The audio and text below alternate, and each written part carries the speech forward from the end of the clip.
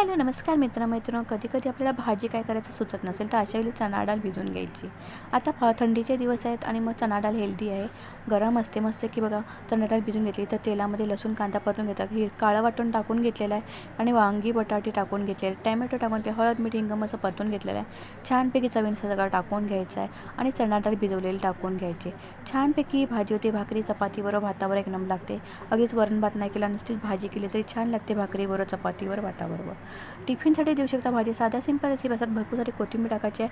3 शिट्या काढून छानपैकी पाणी जितकं तुम्हाला कमी जास्त भाजी पाहिजे जाड पातळ तेवढं टाकून घ्यायचं आणि छान 3 शिट्या काढायच्या आहेत. साधी सिंपल रेसिपी असेल. लॉंग शॉर्ट व्हिडिओ मी रोज टाकते. आवडल्यास लाईक शेअर सबस्क्राईब करायला विसरू नका. चला तर पुन्हा भेटूया नंतरचे बघा. तोपर्यंत बाय बाय. नवीन व्हिडिओमध्ये नक्कीच भेटूया. चला तर पुन्हा भेटू. Bye bye.